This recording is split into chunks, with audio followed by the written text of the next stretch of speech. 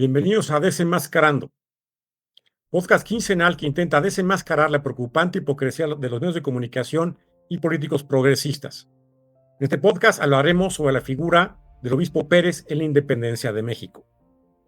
José Antonio Joaquín Pérez Martínez y Robles fue un destacado clérigo y político mexicano, conocido como el obispo Pérez. Nacido en Puebla, Los Ángeles, se ordenó sacerdote en 1786 y ascendió en la jerarquía eclesiástica hasta convertirse en el obispo de Puebla en el 1813. Durante la Guerra de Independencia de México, inicialmente mostró simpatías hacia el movimiento insurgente liderado por Miguel Hidalgo, pero luego adoptó una postura más conservadora, apoyando a la corona española y oponiéndose a los ideales independentistas radicales. Posteriormente respaldó el Plan de Iguala de Agustín Iturbide en el año 1821. Pérez Martínez mostró una aceptación pragmática del movimiento que buscaba la independencia bajo un marco conservador. Este plan, que unía a realistas e insurgentes en la búsqueda de una monarquía constitucional, resonaba con su visión de orden social y religioso. Pérez Martínez fue una figura que transitó entre dos mundos, entre la lealtad a la corona española y de la defensa de la independencia de México. Su participación en la política y su influencia como obispo lo convirtieron en un actor relevante en el nacimiento del Estado mexicano. Para discutir este tema, invitamos al maestro Gerardo Gómez, quien tiene una maestría en Historia del Cristianismo por la Universidad Pontífica de México. Bienvenido, maestro Gómez. ¿Puedes hacer, por favor, una breve semblanza de quién fue el obispo José Antonio Joaquín Pérez Martínez y Robles? Con todo gusto. Bueno, pues el obispo José Antonio Joaquín Pérez Martínez y Robles, pues es uno de los personajes pues más interesantes del periodo independentista, y sin embargo también es uno de los que menos se conoce, menos se ha estudiado. De hecho, bueno, pues es común ver que en las remembranzas de las fiestas patrias, pues su nombre casi nunca aparece, ¿no? En realidad, pues estamos frente a un personaje que es pues absolutamente central, un actor central de la gesta independentista.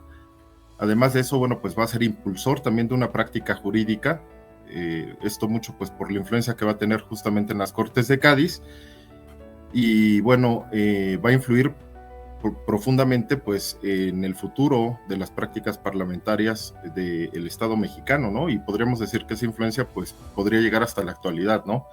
Entonces llama la atención ver que siendo un personaje tan central justamente en la segunda etapa de la insurgencia, cuando se consuma y se conquista la independencia, él haya sido un actor pues tan importante, no se conozca, ¿no? Entonces pues me parece que en este podcast que se está realizando, bueno, pues es una buena oportunidad para darlo a conocer un poco más, ¿no?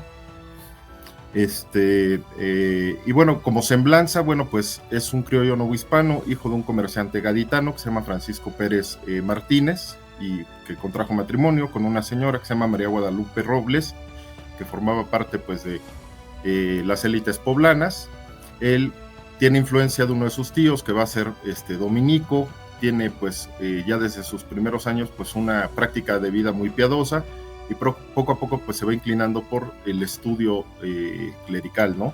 Sabemos que, bueno, pues se formó primero en el Colegio de San Luis de Puebla, donde estudia latín, posteriormente va a ingresar al Colegio de San Ignacio, ahí pues estudia filosofía, y gracias a su pues énfasis en la vida clerical, posteriormente va a recibir incluso pues una beca para estudiar en el prestigioso Colegio Carolino, en donde termina doctorándose como teólogo, y bueno, después él va a participar ahí también como docente, va a dar clases de moral, filosofía y algunas otras materias, ¿no? Como Sagradas Escrituras y teología. Y bueno, realmente pues su labor clerical va a dar un giro cuando entra en contacto con el obispo, que es Bienpica Sotomayor. Él va a ser pues como de alguna manera su protector, y lo involucra ya en las actividades justamente de la curia poblana. Entonces él ya pronto, después de su ordenación, él se ordena sacerdote en 1785, para 1796 ya trabaja como secretario de este obispo de Bienpica Sotomayor, y dentro de la curia poblana pues le van dando algunos cargos, ¿no? Es teólogo consultor, va a ser examinador del obispado, cura del sagrario de la catedral, y bueno, posteriormente pasa a ser secretario de cámara en 1799, ya gozando de prebendas de la catedral poblana. Y también, bueno, trabaja con la Inquisición, es vicario y superintendente de religiosos. Él pues se encarga justamente de la supervisión de las órdenes religiosas en Puebla. Sin embargo, quizá lo más destacado de su carrera clerical pues tiene que ver justamente pues cuando va a ser partícipe de las Cortes de Cádiz, ¿no? Él va a ser electo como diputado para las Cortes Extraordinarias que se convocan en Cádiz justamente en este periodo de la invasión napoleónica, y pues ahí ya vamos a ver que cobra un papel mucho más relevante en las Cortes de Cádiz, en donde, bueno, pues participa activamente, primero pues protegiendo los intereses americanos y posteriormente pues rompiendo y defendiendo el absolutismo monárquico, lo que le va a valer posteriormente que Fernando VII lo apoye para ser obispo de Puebla, ¿no? Que va a ser nombrado ya en 1814, y a partir de ese momento pues sería una segunda etapa muy importante de su vida como obispo de Puebla desde 1814 y hasta 1821. Pues él va a jugar este rol central en la consumación de la independencia, al aliarse con Agustín de Iturbide, firmando el Acta de Independencia y participando pues en la Junta Provisional Gubernativa, ¿no? Pues entonces el viaje a España, las Cortes de Cádiz, el viaje Así a España, es. Entonces, pero la Corte de Cádiz era como una cuestión como liberal, ¿no? O como, él era liberal en un principio, ¿cómo pues en ¿cómo realidad lo ubicas en el espectro al obispo Pérez? Ok, el obispo Pérez en realidad pues recibe una formación, sí, con un corte ilustrado, más bien, más que liberal. En el pensamiento ilustrado pues habían ideas liberales que eran convenientes pues para el clero americano, ¿no? Que se sentía pues muchas veces desplazado justamente por todo este tema de las reformas borbónicas, en donde los obispos tenían una tendencia regalista. Pues vamos a ver que mayoritariamente el clero novohispano pues es defensor del absolutismo monárquico, pero sí hay algunos temas en particular que son atractivos en las ideas liberales para el clero y para la población novohispana, ¿no? Justamente lo que querían era pues tener igualdad de representación en las cortes, por ejemplo, que era algo que se peleó a lo largo de las sesiones, y el obispo Pérez pues va a mostrar una facción liberal en algún momento, pero si tuviéramos que definirlo pues es más bien tradicionalista y conservador, ¿no? Defensor pues de los intereses de la iglesia, y vamos a ver que pues esto lleva a que sea un personaje que tiene como una ambigüedad ideológica en algunos momentos, ¿no? Incluso contradictoria. Pero esto se puede resolver fácilmente cuando vemos que lo que busca es justamente pues el beneficio para el clero, ¿no? No importa el modelo de gobierno que esté ahí, si se empieza a ver una tendencia, por ejemplo, tendiente a abolir los fueros eclesiásticos o alguna cuestión así, entonces va a ser contrario a las ideas liberales, ¿no? Y en el caso de que se apoye a través de estas ideas, por ejemplo, su igualdad ante en la representación con los territorios de España, de la península ibérica, entonces sí adopta algunas ideas liberales. Entonces es difícil, es interesante tratar de entender su postura, ¿no? En realidad, bueno, pues él llega a Cádiz ya tarde, son 16 los diputados que representan a la Nueva España. Él llega en febrero de 1811, ya habían comenzado las sesiones, y en la primera etapa, pues más o menos desde su llegada en febrero hasta más o menos finales de 1811, él se adscribe al grupo de diputados americanos que están peleando justamente pues esto que te comento, ¿no? Tener pues igualdad de representación en las cortes y algunas posturas, ¿no? Sin embargo, pronto va a marcar distancia con ellos y vamos a ver que se empieza a contraponer. De hecho, le genera conflictos con otros representantes de las cortes como Ramos Arizpe y otros más, ¿no? Porque su tendencia va a ser justamente, pues, ya empezar a defender más bien la monarquía absoluta. Esto se concreta, pues, cuando recupera la corona Fernando VII, ¿no? Entonces, te digo, es difícil definirlo, ¿no? Un poco. sea, Fernando también cambia de opinión en las Cortes de Cádiz, ¿no? Primero las apoya, después ya no, ¿no? Hubo un cambio en su posición.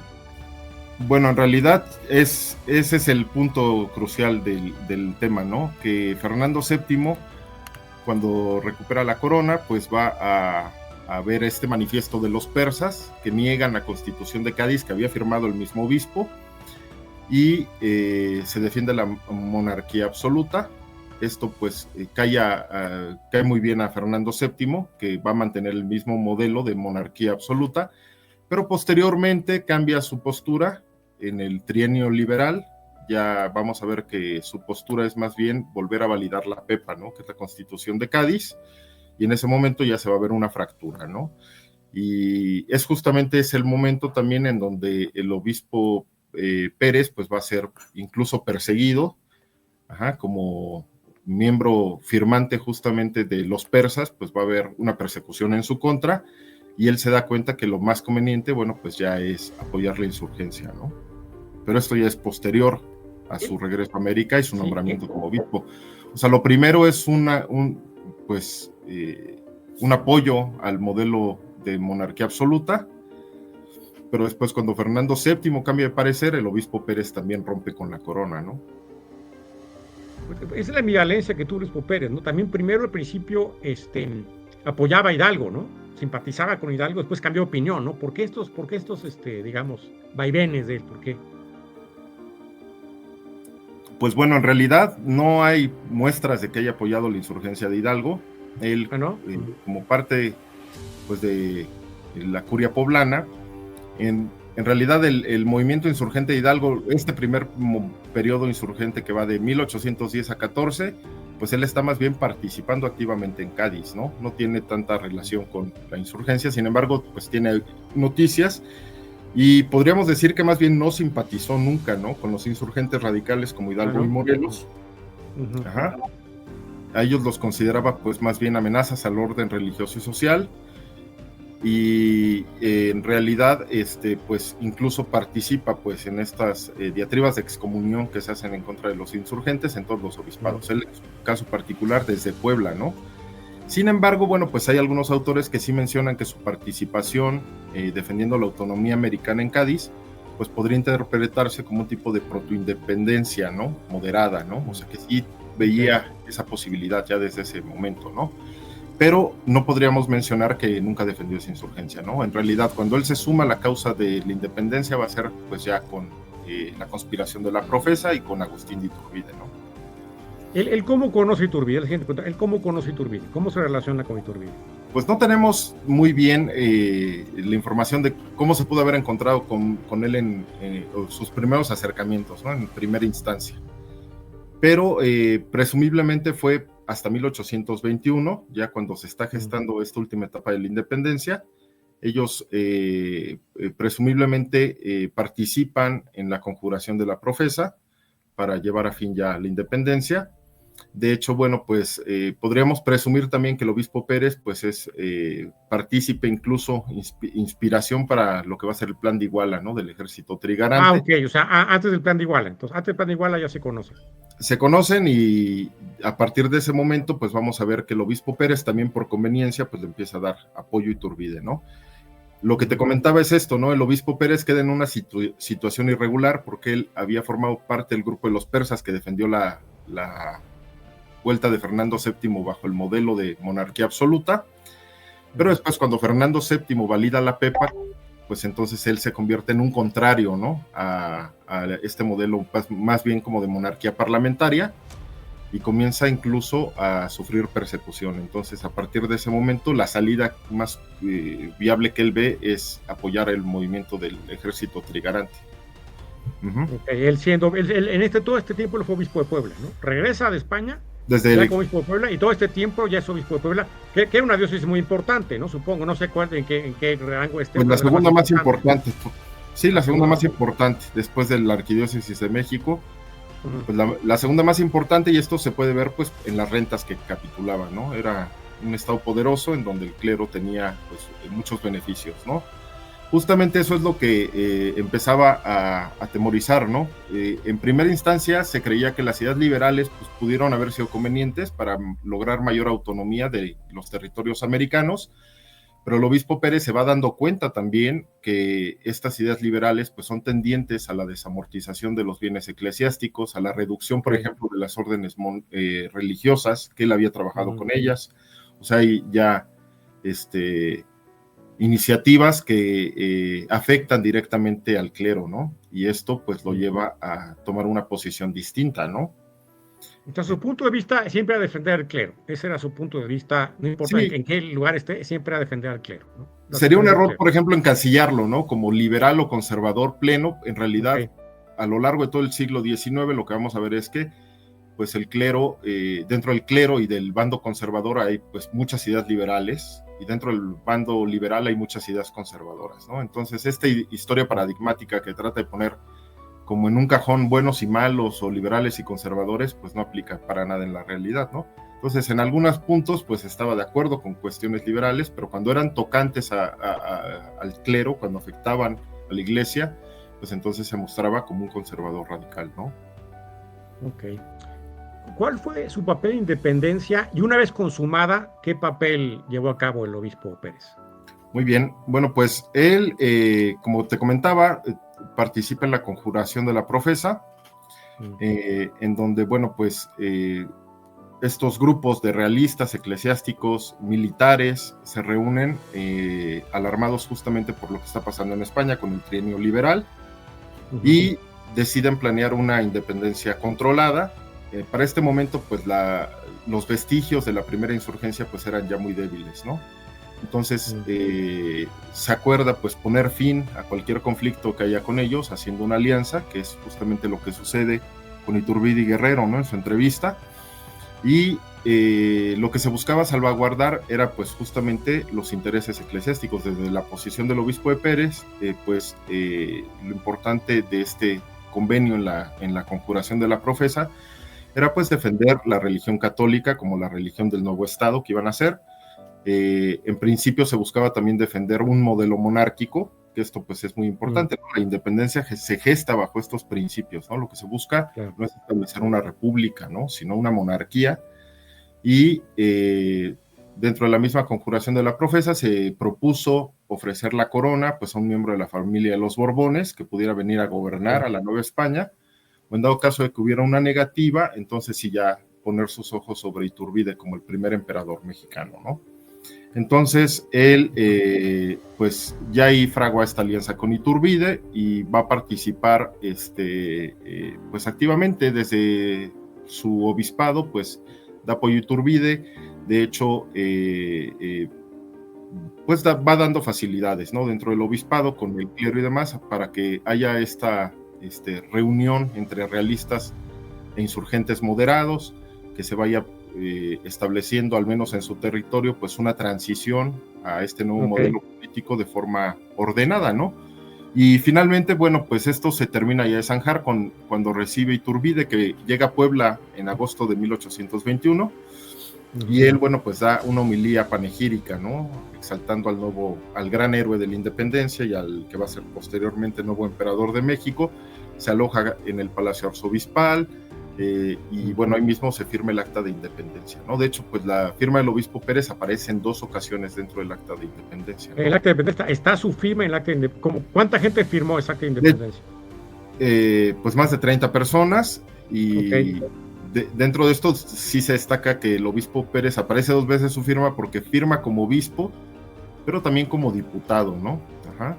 Entonces, en el acta de independencia, pues ahí ya queda manifiesto este carácter, ¿no? El rol eclesiástico, pero también político que tenían los obispos, ¿no?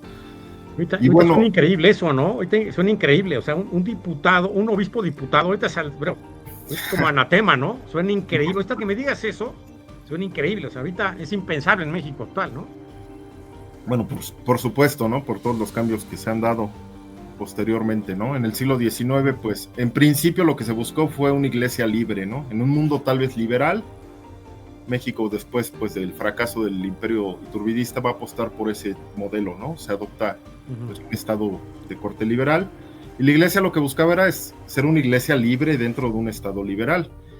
Es importante mencionar esto, ¿no? Con la firma del Acta de Independencia, la iglesia también queda en una situación distinta a la que se encontraba bajo la monarquía española, que hasta entonces pues había tenido un regio patronato sobre la iglesia americana, ¿no? El control de la iglesia, el nombramiento de obispos, el control de los diezmos, todo esto, bueno, pues descansaba no en Roma, sino en la corona. Y cuando se da la independencia, ese regio patronato es inválido, ¿no? A partir de ese momento.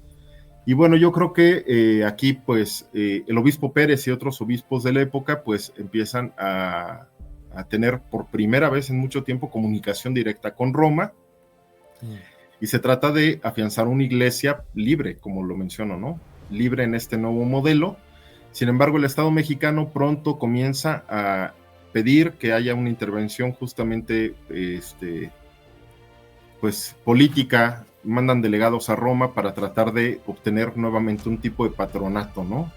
Con Roma, cosa que no sucede, ¿no? Y esto podría explicar mucho, pues, este conflicto que se va a vivir a lo largo del siglo XIX entre el Estado y la Iglesia, ¿no? Que el Estado mexicano, pues, había abrazado la religión católica como la religión del país. Sin embargo, se sienten traicionados por Roma porque nunca se les concede un patronato, ¿no? Entonces se empieza a ver ya pues cada vez más ideas pues liberales más radicales, ¿no? Que buscan el rompimiento más que la colaboración. Y pues eso se concreta ya a mediados del siglo XIX, como sabemos, pues con la separación del Estado y de la Iglesia, y se coloca el Estado pues en una posición predominante sobre el clero, ¿no? Pues digamos, el obispo tuvo un papel conciliador, ¿no? Entre, decías tú, insurgente, moderado y realista, y él los aglutinó, él habló con los dos bandos. ¿Cómo qué papel jugó ahí el obispo? Pues en realidad sí es conciliador, como lo comentaba, desde su obispado y también la influencia que pudo tener con otros obispos, es justamente pues buscar esta conciliación con la insurgencia. Es un momento pues interesante en la historia del país, ¿no? El final de la independencia, bajo las premisas de las tres garantías, buscaban pues la religión católica, y otra de las premisas importantes del ejército trigarante era la unidad de todos los mexicanos, ¿no? Okay. Entonces, en este modelo de unidad, lo que se buscaba era que cualquier diferencia que existiera política y demás, pues pudiera quedar subsanada, pues con la esperanza de tener un nuevo gobierno que fuera ordenado y demás, ¿no? Y aquí sí podemos ver que esta influencia es importante, ¿no? Él y otros obispos pues apelan siempre a la unidad. Sin embargo, va a ser el Estado mexicano el que poco a poco va fracturando este modelo, ¿no? O sea, muy pronto, ya en 1829, por ejemplo, pues es la expulsión de los peninsulares del territorio, cosa que violenta una de las garantías de Iturbide, y después pues la separación del clero y de la iglesia, ¿no? Que también termina, pues violentando una de las garantías, ¿no? Que eran religión, independencia, pues ahí se ven, y unión, ¿no? Y la independencia, bueno, pues es lo que, la bandera que se enarbola, pero bueno, pues también va a ser cuestionable si se vivió realmente un proceso independiente o si México empezó a apostar por tener otro tipo de influencias, ¿no? Que restaran, pues su papel de libertad y de soberanía, ¿no? Firmando acuerdos con Estados Unidos, bueno, todo lo que vemos, ¿no? En la historia del 19. Y una vez consumada la independencia, ¿cuál fue su papel? Él fue parte de un consejo de regencia, ¿no? ¿Qué papel jugó ahí? Bueno, después de de que se consuma la independencia, es pues un papel diplomático. En realidad sí forma parte de la primera Junta Provisional Gubernativa, que es pues la regencia que va a terminar nombrando Iturbide, y ya participa ahí con toda la experiencia que tiene en Cádiz, justamente pues en debates constitucionales de la primera constitución, que van a ser la Constitución del Imperio, y después incluso pues va a participar también ya en este debate entre federalismo y centralismo que se da años después, ¿no?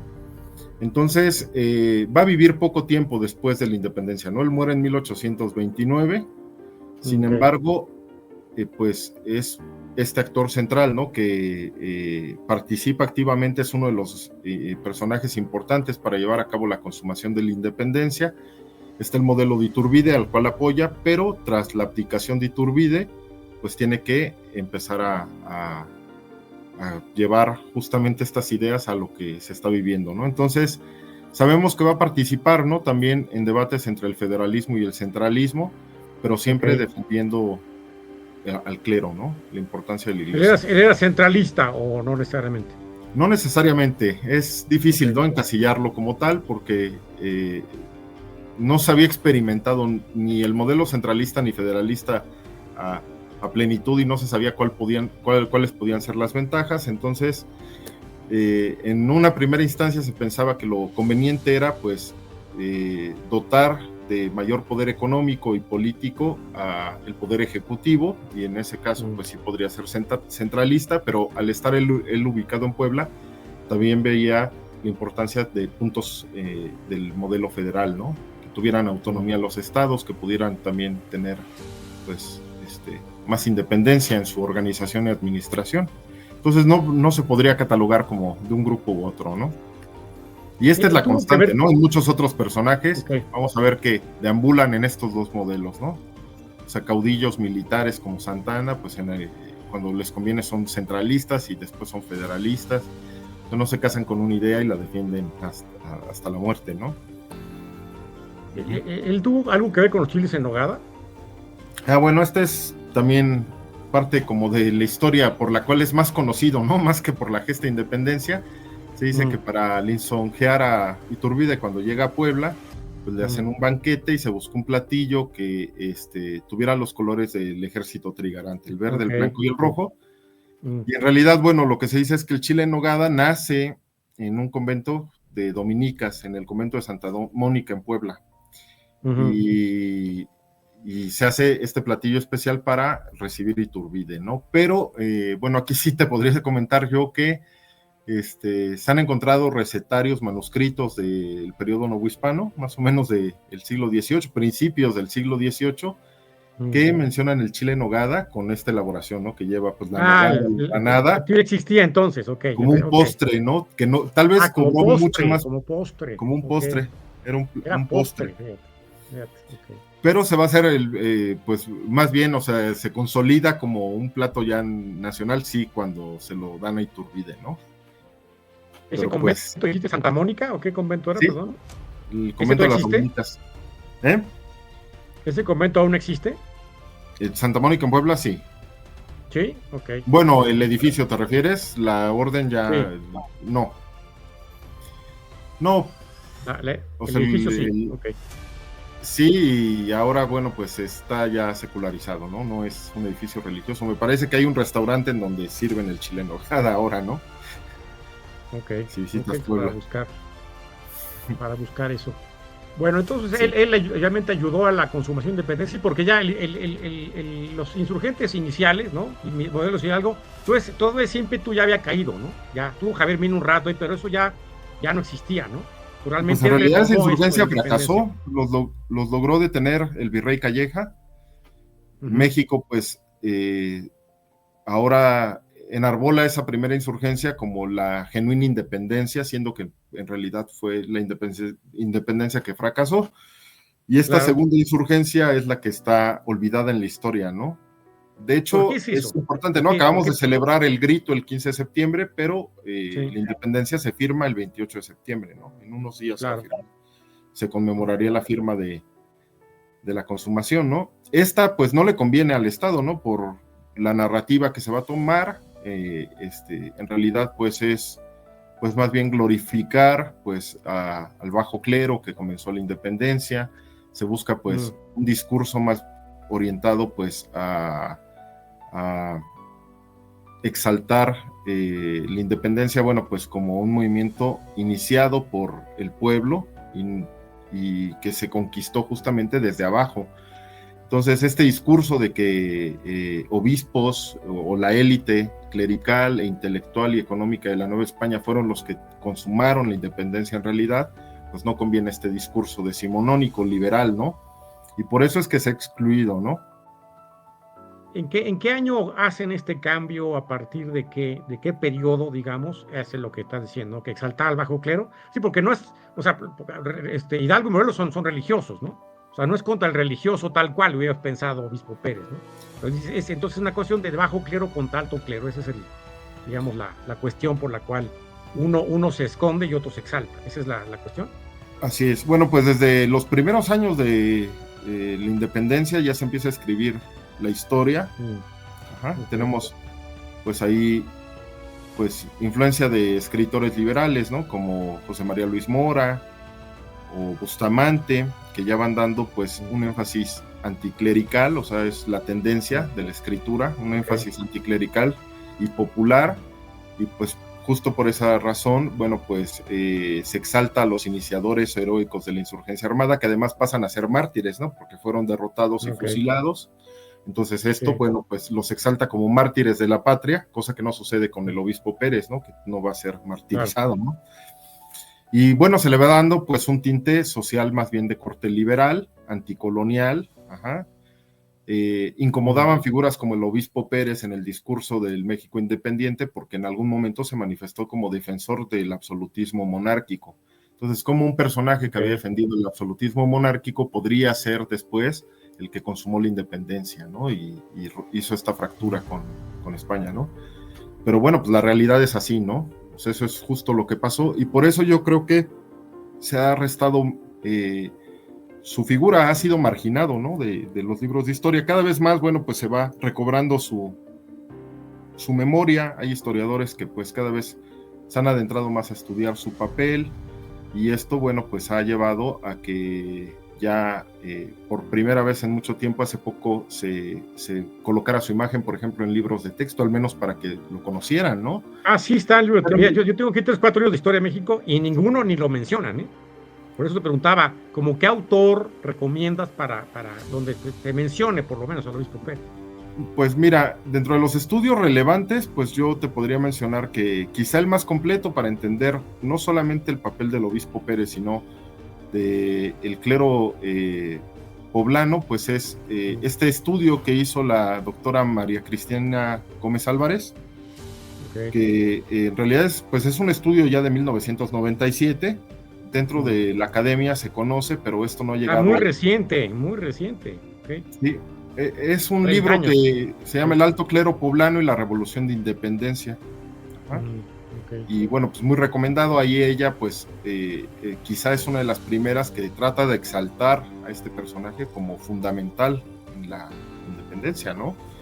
Y a partir de eso, bueno, pues han surgido algunos artículos académicos que se enfocan más bien en su posicionamiento en las cortes, su papel como legislador, que si bien no tenía una formación en derecho, pues sí hay que mencionar que por su experiencia y tal vez por la influencia del derecho canónico religioso, pues se va a convertir en un personaje muy destacado en este ámbito, ¿no?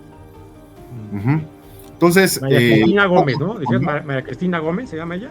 Sí, María Cristina Gómez Álvarez. Y este es un libro que publicó en el 97, que en realidad tiene que ver con, bueno, es un derivado de su tesis doctoral. Ella ya había trabajado al alto clero poblano y después pues complementó estos estudios y publicó este libro que les mencioné. Es un libro que tienen académicos, ¿no? O sea, realmente no hay, digamos, no hay un bestseller, por decir así, un libro acá, ¿no? Como de Fuentes Mares, uno así, pues tristemente señale, ¿no? Es una realidad triste en México, ¿no? La historia ha avanzado mucho, en la academia hay pues un conocimiento mucho más correcto de la historia de lo que había hace décadas. Sin embargo, este conocimiento se queda en el ámbito académico, ¿no? Es historia tal vez escrita para historiadores, en realidad pues debería ser de divulgación, ¿no? Claro, pero, claro. Pues aquí ya pues habría que considerar también que hay una resistencia de la gente a acercarse a leer historia, ¿no? Entonces, en el imaginario colectivo, pues hay una serie de leyendas y de mitos históricos que persisten, y que se comunican, y por falta de formación, pues esto es un problema, ¿no? Hay una falta de conciencia histórica. Prácticamente, por ejemplo, la historia de la iglesia en México, pues está muy mal estudiada o relegada, no se estudia en niveles básicos, a los niños no se les forma en la historia eclesiástica, siendo que es el clero, la iglesia, pues uno de los actores más importantes de nuestro pasado, ¿no? Entonces, pues la invitación sería, pues, en la medida de las posibilidades, a la gente que tenga oportunidad de acercarse a publicaciones serias de los institutos de investigación, pues que lo hagan, ¿no? Más que buscar un libro bestseller, como lo mencionas, pues perderle el miedo un poco al texto académico. Son grandes escritores y en verdad no son libros aburridos, ¿no? Como la gente lo podría pensar, sino muy enriquecedores, ¿no? Entonces, estudios como este que menciono y otros, pues ayudan a ir derrumbando mitos históricos y abriendo pues un poco más nuestro panorama, ¿no? Del pasado mexicano. No, yo digo para que la gente lo conociera, ¿no? Pues me parece que es de acceso, o sea, si la gente lo busca, pues puede enriquecerse mucho, ¿no? No es un libro difícil de estudiar tampoco, ni imposible. No, y ahorita lo que tú comentabas, yo estoy en escuela católica y nunca tuve una asignación de historia de la iglesia, nunca. Ni universal ni en México, ¿no? Entonces, quizás es algo que tenemos pendiente, ¿no? En los colegios, digamos, de básico o intermedio, que se estudie este tipo de cuestiones, que son importantes en la vida nacional. Por supuesto, es una asignatura pendiente, ¿no? La historia de la iglesia siempre. Tristemente, bueno, pues el panorama, uno de los mitos históricos que persisten con el paso del tiempo es justamente pues la defensa de la laicidad en la educación y pues aquí se cometen errores, ¿no? Porque no es que se esté dando catecismo, sino historia, ¿no? Pero como es historia religiosa, se omite, ¿no?